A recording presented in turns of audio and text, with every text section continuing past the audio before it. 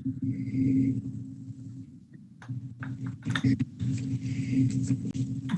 evening. Thank you for joining me this evening as we continue to discuss conscious discipline in the South Euclid School District. Joining me this evening is Ms. Sylvia Marshall, Assistant Principal at Roland Elementary School, and Mr. Ricky Powers, Youth Development Specialist K-12. Welcome. Thank you for having us. Appreciate you. Absolutely. Absolutely. As many of you may know who have been watching from our previous workshops, my name is Ms. Bussey, and I am the Family and Community Engagement Coordinator for the South Euclid School District. Our conversation today will focus on the skill of encouragement and the power of unity, and the skill of choices and the power of free will.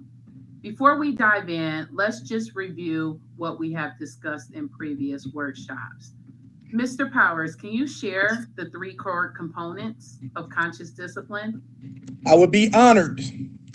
Number one is safety, which focuses on self-regulation and the ability to recognize, manage emotional upset. Number two, connection, which focuses on creating a compassionate school family culture where there is willingness to engage in healthy relationships to help change the perception about conflict. And lastly, problem solving, which focuses on changing our response to conflict and the ability to adapt to changing situations that builds resilience. That's awesome. Thank you for sharing that. And I think that's important as we continue to lay the foundation and really an understanding about the three core components. In this evening's presentation, we are going to really be focusing on that connection. When we're talking about encouragement, when we're talking about choices, those two skills really fall in that area of of connection. And so that will be something that we will, dive deeper into. But before we move on, I do want to just remind everyone about the brain research behind conscious discipline because it does also set the tone for the conversation. So I'm going to share my screen.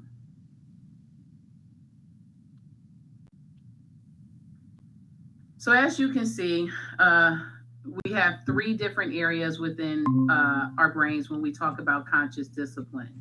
And the first area that we're going to talk about really is the red area, and that's that survival state. And when we talk about conscious discipline with our students, when we talk about conscious discipline with you, those that are watching and our families, it's important to realize that there are these three states and that at any given time, we can go up and down within those three states. And so when we talk about the survival state, really what we're talking about is a threat. And our awareness is really unconscious. And some of those skills that we are dealing with is that whole fight or flight, freeze, and surrender. Some of the things that you might see when your child is in that survival state is physical aggression. You may see tantrums, or you may see some withdrawal. What they're really asking themselves, and the question that they're trying to figure out is, am I safe? And that's dealing with that safety. When we move along to the emotional state, what we're talking about is the world is not going the way that we want it to go. That awareness, we're still unconscious. And we're really focusing at that point on our CD-ROM. And when we talk about our CD-ROM, we're talking about experiences and things that have associations to us in regards to what is happening in that moment. Some behaviors that you might see in that emotional state is attention seeking, relationship resistance, clinginess, and name calling. And the question that a child or even an adult might be asking is, am I loved? And again, that goes to that connection piece. That's where we're going to spend a lot of our time today with that encouragement and choices. And then the last state is what we call the executive state. And the executive state is about that curiosity. You're investigating, you're reflective, you're asking yourself what help is needed. And at this point, you really are conscious. And this is the state that we really want to live in. It's the state in which allows us to be present It allows us to seek opportunities to be able to problem solve and things like that. Behaviors you might see: empathy, conflict resolution, problem solving, goal setting. And again, the question that is being asked is, what can I learn from this? And so when we think about conscious discipline and we think about these three brain states, where we truly want to live is in this executive state. Now, keep in mind what I said from the very beginning. We can move up and down in these states, but ultimately, we want to get to that executive state. Ultimately, that's the opportunity where you can change behavior, you can have conversation, there can be problem solving. When students and parents and adults, teachers, whoever, are really in their emotional state or their survival state, you're not as conscious, because remember I spoke to, you're unconscious, and you may not be able to problem solve the way that you want. So again, just to familiarize yourself with those three states: survival, emotional, and executive. All right. So as I shared with you, we're just kind of reviewing some of the things that we covered in previous workshops. We also discussed composure. And when we talk about composure, we're talking about being the person you want others to become. We're talking about the power of perception. No one can make you angry without your permission. We also discussed assertiveness, which talks about setting limits respectfully. It focuses on the power of attention, and what you focus on, you get more of. And we spent a lot of time, I think our last workshop with conscious discipline was back in December, but we spent a lot of time talking about composure and assertiveness. So, Miss Marshall, Mr. Powers, do you have anything else that you would like to add in regards to the brain states, composure, assertiveness, anything that we've covered prior to today? Well, I think you all know that composure is one of my favorite things out of conscious discipline, because if you can't get your composure, you can't stay in that executive state that you just discussed.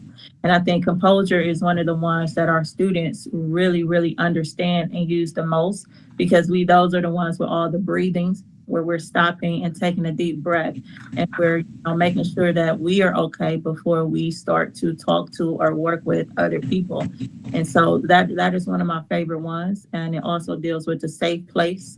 And I think that's very important, not just at work but at home. Have that safe place that you can go to, that you can decompress, because I think a lot of the things we see where people are getting upset and angry and lashing out at other people is because they can't get their composure. So I really think like helping our students at such a young age understand how to really take a step back, breathe, and get their composure will really help them as they're growing into young adults. So let me ask you this, Miss Marshall. You spoke about safe place. Yes. What does that look like in our schools in a classroom, and then how could that transition to a safe space at home? So that's we just actually had a news channel 8, no, Yeah, saw channel that. It 8. was nice. It was Yeah, nice. they just came, and so they did, and we represented the whole district, the Yeah. whole K3 department, especially on safe places. So what a safe place is it's an area you put aside, and in that area you put certain things, and a lot of things, the things we put in there are brain research things that helps you to stop and take a deep breath.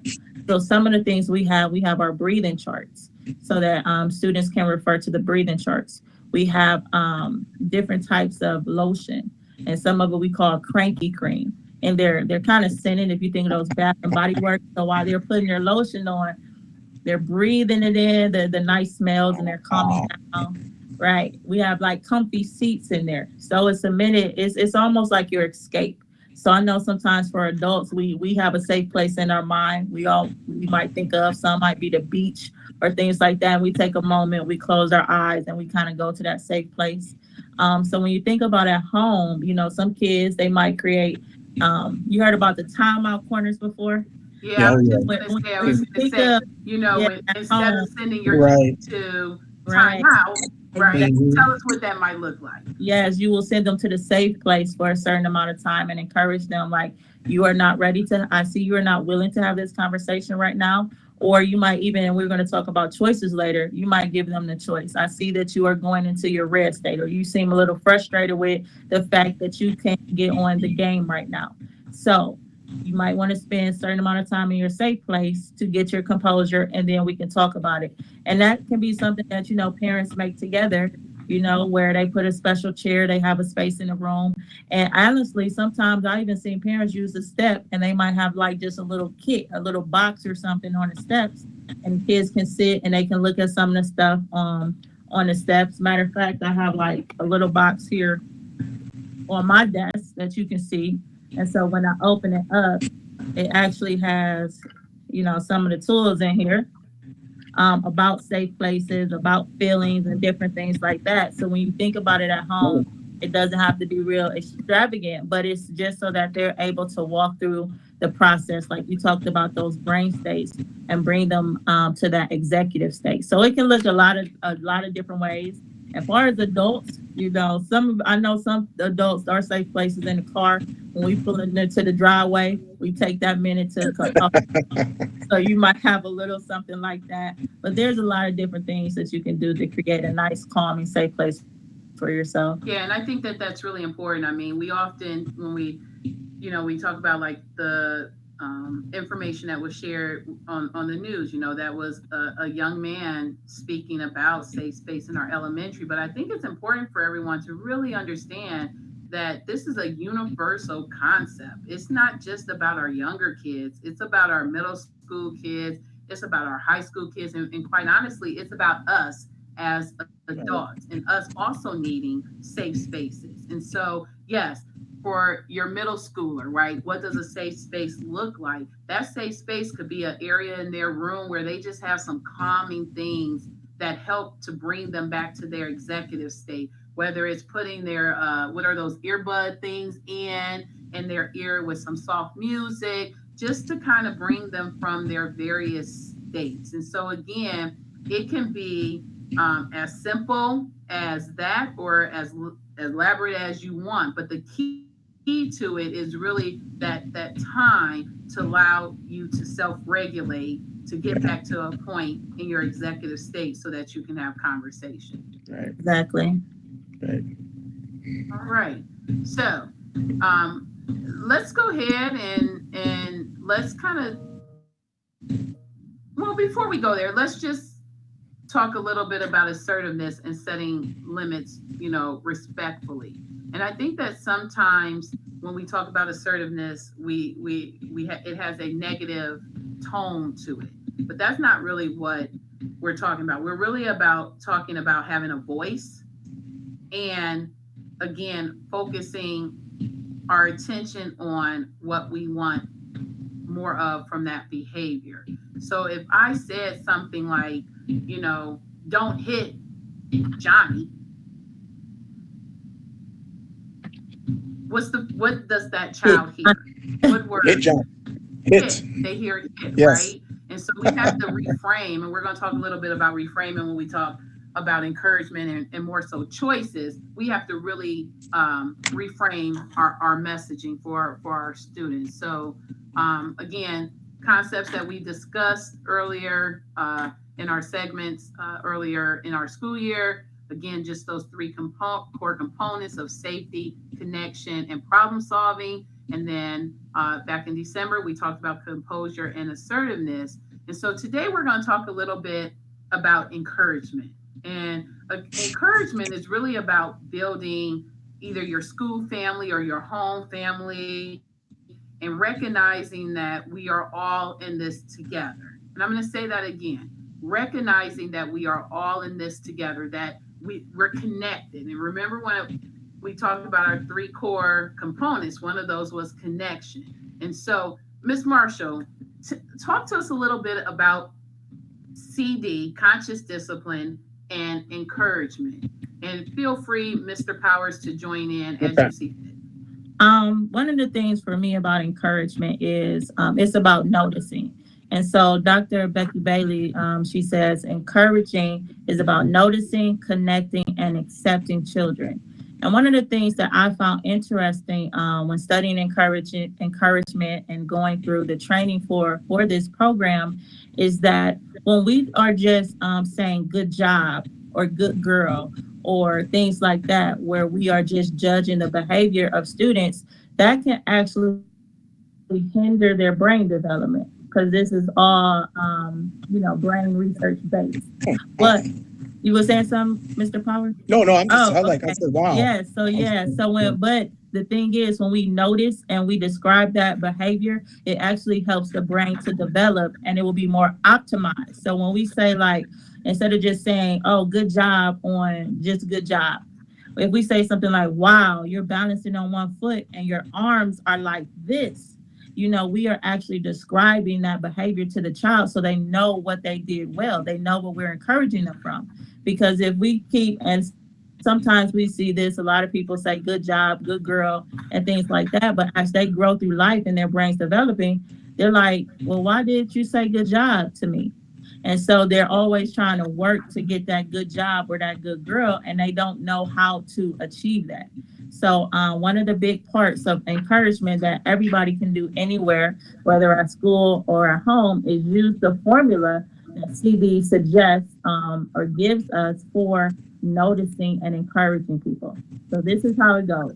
It starts with you blank. So, you want to describe, what the person did. Okay, so I can say you did it. You picked up the trash off the kitchen floor, and then I'm gonna tell them why it was a good thing. So you did it. You picked up the trash off the kitchen floor so we can have a safe environment. That was, and then that last piece is where you can put your tag piece up. So you did it. You picked up the trash off the kitchen floor so that we can all be safe. That was helpful, or that was thoughtful. So now that student or that child knows, okay, this is what I did well, instead of having to guess at what I did well.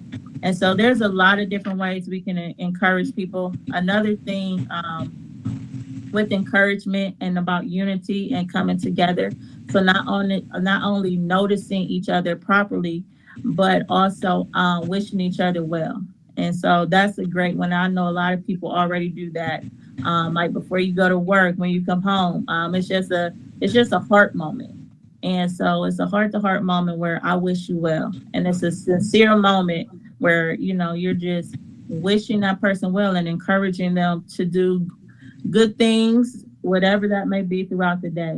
And so we have wish well boards, in all of our classrooms where students and teachers can move the name. So if somebody's absent, they'll put their name in a heart and all the students will wish them well. It's like we said before, this is about unity and everyone coming together.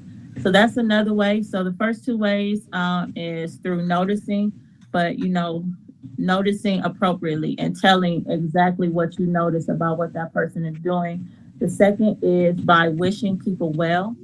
Another one that is also great is by having jobs, even in your house where everybody can have a job, because that brings people together because everybody has a responsibility to share.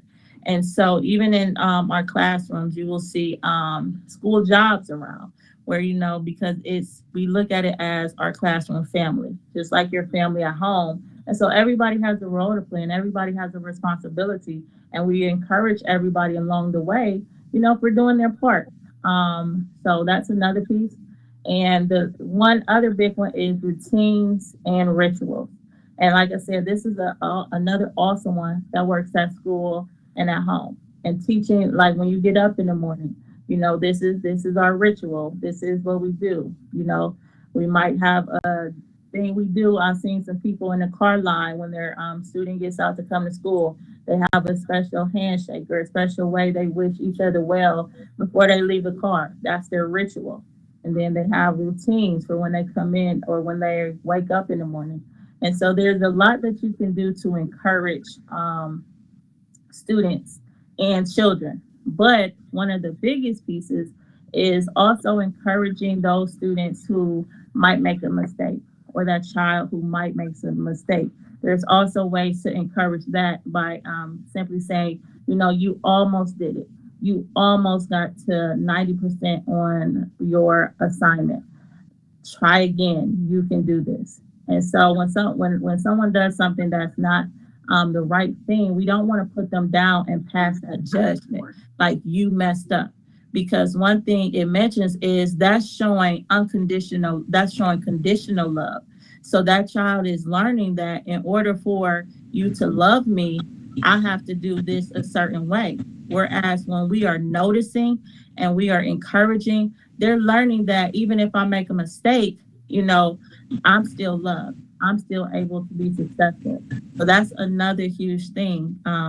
We all make mistakes.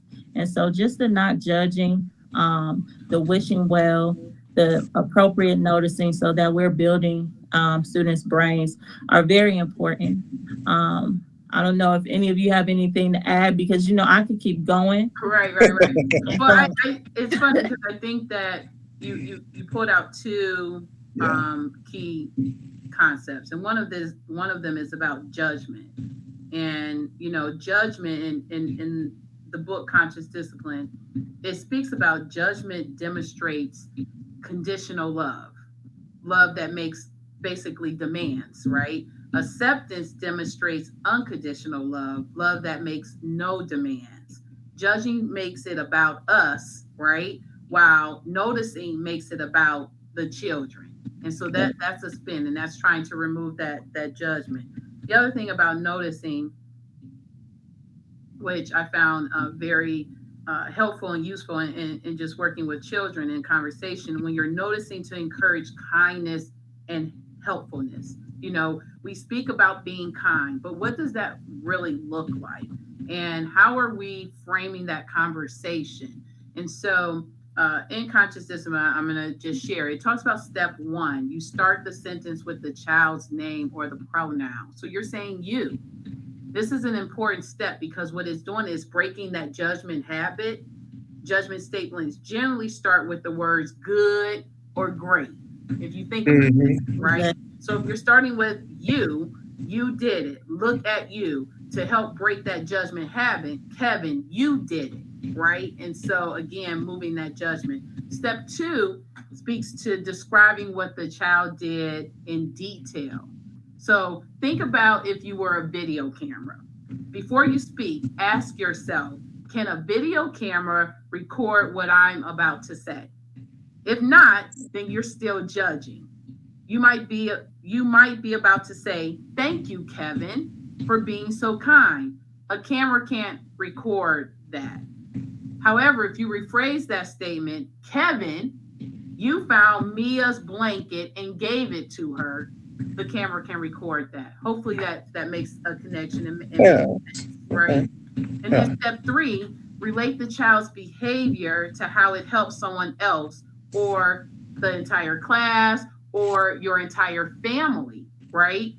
When something's happening in your home. So when you're stating the behavior that impacts on others, it demonstrates that we are really all in this together, right? And that's that connection. That's that piece that we've been talking about. And it teaches the value of connection and helpfulness. It really does.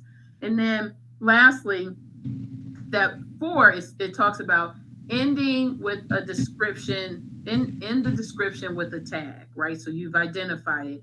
And tags can be helpful to help us wean us off of really judgments and move us towards acceptance. Tags that describe attributes used regularly are things that look at determination, that was gusty, you were sure organized. Things that describe values are things like that was helpful, that was thoughtful, that was kind, that was caring, that was loving. And so again, it's all about shifting and moving ourselves from that judgment, which demonstrates that conditional love, to really that acceptance that demonstrates unconditional love. So I think that's just great things to kind of highlight. Anything else You anybody you wants did to it, Mrs. Bussy. You explained the information so that we all can understand. That was helpful. glad to be able to do That was big right there, no doubt. right? So again, I mean, it's so much wealth of information, and with conscious discipline, you can apply it to so many aspects of your life. And I think that's what I want our viewers, those that are watching, our parents, to know that conscious discipline isn't just about school. Conscious discipline happens at home. And, often if you go back and look at some of our previous workshops, and conversations around conscious discipline, you'll hear where Mr. Powers and I are using personal examples from our own family situations to kind of speak to conscious discipline, right? So as we transition, let's talk a little bit about choices. And, choices build our self esteem and willpower. And when we talk about choices, we're really talking also about the power of free will.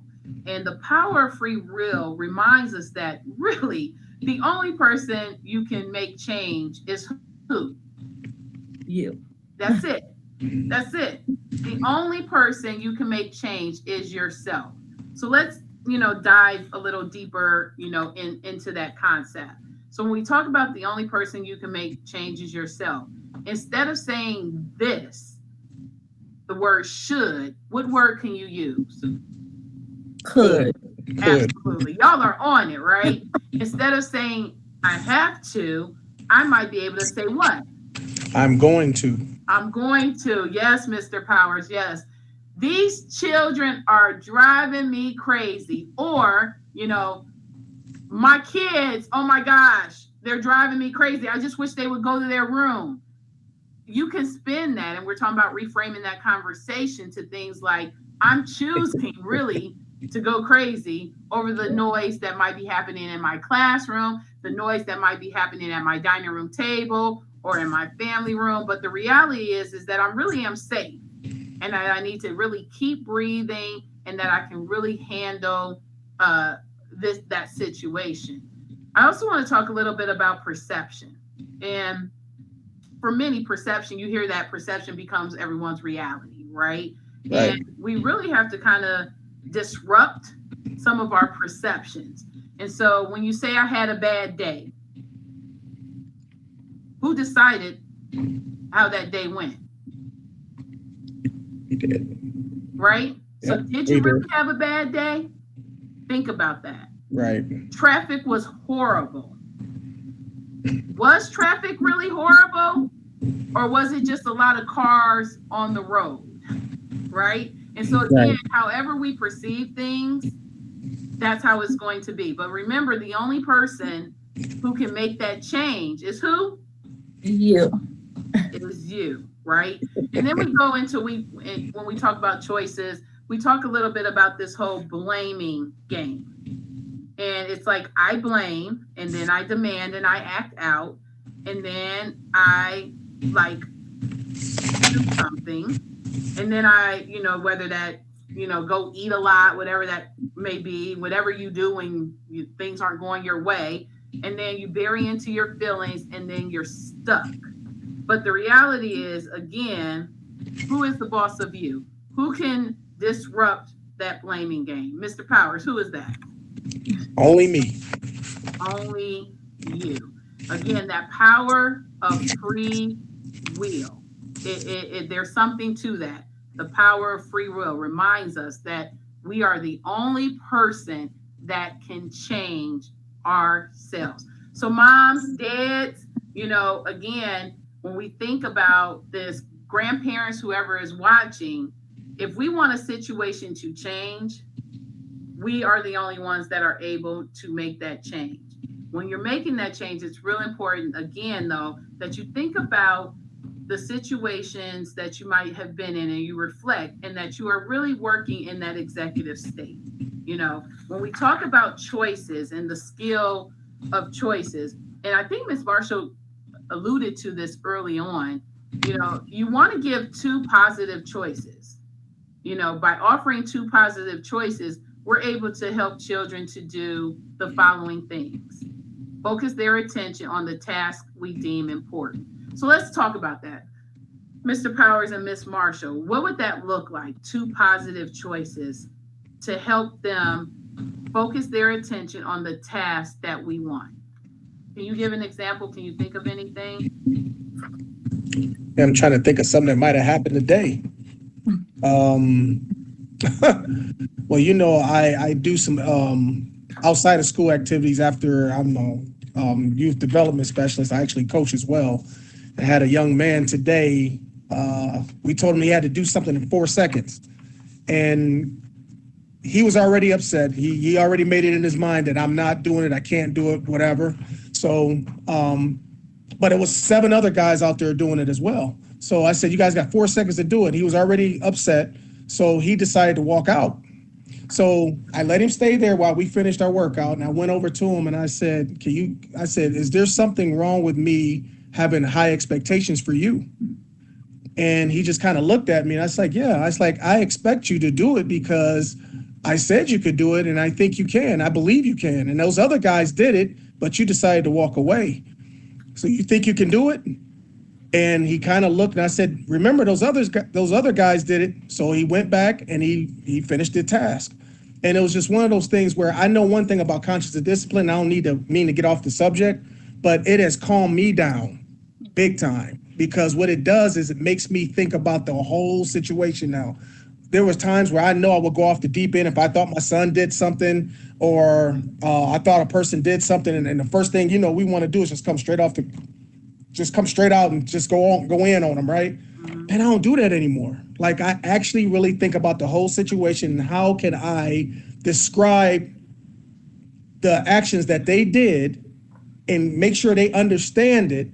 And then we could talk about how we can combat it. Does that make sense?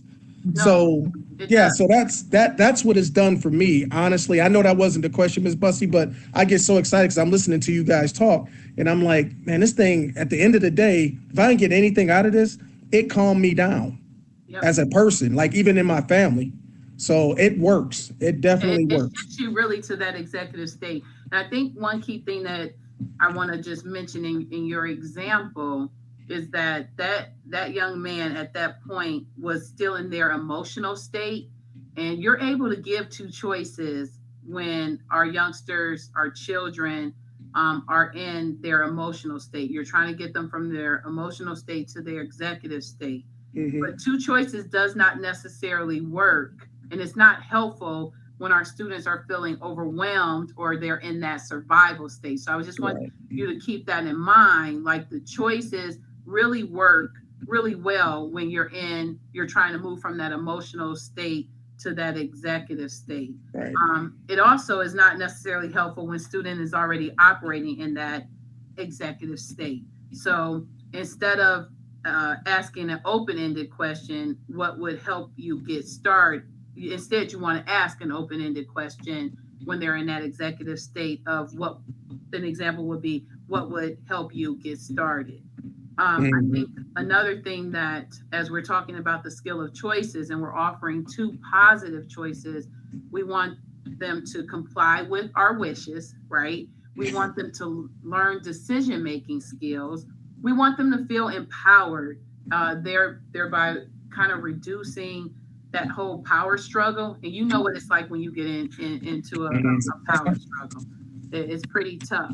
We want them to redirect their behavior and learn impulse control. And again, that's that whole regulating oneself, understanding where they're at and being able to move from those different states. And then lastly, really being able to establish and maintain self-control, right? And I think that's important. Ms. Marshall, you have anything you want? Right. And I know for those listening, with the 2 choices, this is always a tough one. I know some teachers and even myself, we struggle with, because sometimes it feels like you're giving up your power because it's like you just want them to do it now. And like Mr. Power said, he could have like really gone on that student and been like, no, you're doing it now. Everybody else is doing it. You're doing it now. And so, we have to take a step back and think the goal for you, Mr. Powers, was to have him do his 4 seconds. And so when you give a choice, like, okay, you can do your 4 seconds at this moment, or you can do your 4 seconds at this moment. The thing is, he's still meeting your goal. And Right. so sometimes, for adults, we have to just be okay, with them meeting our goal. I know they give the one example in the book. You have a choice. You may work on problems 1 or 2, or you may work on problems 3 and 4. What is better for you? And so if the child picks 3 and 4, they're still moving along. Okay, your choice to move down a little on your paper and start with problem 3 and 4 is fine. Good for you. Then we can look at problems 1 and 2. And so that like you said, with that whole self, and changing self, you do it. It does cause you to, look at yourself and make sure, like the one thing I said is your composure, because it takes a lot of composure when a student or a person is telling you, I'm not doing that, and you have to offer them a choice. And so, but we've seen a lot of success from it, where students will turn around, and that same student who started on 3 and 4 finished the whole paper, before everybody else. So, I just want people to know, like, this is, one of the tough ones to really work on and work within yourself on, but you will see great results when you commit to it and you get it right. Yeah, I think that, just thinking about another example that often happens in school, and you can even translate this to at home, when we say things like at school, and we're guilty of this. Do you want to clean it up now, or do I need to call your mom or dad, right? Is that really a choice? No. I mean, it's really not, right? Instead, Right. we can go about asking, the child, do you want to pick up the blocks or the Play-Doh first? Because at the end, with that choice, your goal is still met. And what was our goal? That they would what? Pick it up. Clean up the space, right? And so you've given them two real choices to get you to your end result, right? And so again, do you want to pick up the blocks or the Play-Doh first? And so hopefully you see that. And by doing that, you're still meeting that goal to clean up that space, while you're shifting from really manipulating a student to helping the student practice decision making. And that's one of those skills with choices, is decision making. And I think that that's crucial. That manipulating of the student is not helping them to become good decision makers. And so when we talk about the skill of choices, when we talk about the skill of encouragement, again, it is really, it all comes down to connections. It comes down to those relationships and establishing with your children that you are in this together, and that you understand, and that there are going to be upsets, but how we deal with those upsets really do matter. So as we come kind of to a close with our time, because we do try to stay true to a 40 or 45-minute time frame, Mr. Powers or Miss Marshall, do you have any final thoughts that you want to share with those that are watching? You want to go first, Miss Sylvie? I would, but thank you, sir. My final thought is, always start at the beginning with the composure. Just understanding that if you don't have composure, then doing any of these skills and things that we're talking about is going to be really tough, because it starts from you first before you can translate and work with your child or with your student. And thank you for your time. Oh, I'm so sorry. You go ahead. You finishing up? Oh no, I'm done. I had to do Okay. Everybody. Okay. I'll be quick. It takes a lot of patience. It really does. And I know we talk about composure, need all those things, because it is something totally different from, I know, my culture and other cultures as well. We're just used to, we go straight emotion, and this right here makes you, I hate to use the word make, but it offers you choices on how to deal with certain situations now that are different from the way you were probably taught growing up, or the way it was used on you when you were growing up. So like I said before, I'm a prime example of it working. It does work. It does take patience. It's going to take time. It's not going to happen overnight. But if you keep practicing it, you will see a difference in yourself. You'll see a difference in your children at home, and you'll see a difference if you work in the school system. You see a difference in the school system because you're actually doing something that none of the kids are used to, which is amazing to me, and it does work. Yeah. So, really, in closing, and just kind of bringing us back to those three core components, and when we talked about connection, and Mr. Power share with you, connection is really focusing on creating a compassionate school family culture where there is willingness to engage in healthy relationships to help change the perception about the conflict. And I think that that's really important. Engaging in healthy relationships to help change that perception about that particular conflict. Noticing, helping kids to kind of move through that. You noticing, providing safe spaces. All those things that was discussed today can be applied, at home. I would encourage you, for those that are watching, to ask your children about conscious discipline. This is a district initiative that we've been building on for a few years now, and they should be able to speak to some of this that we are talking about.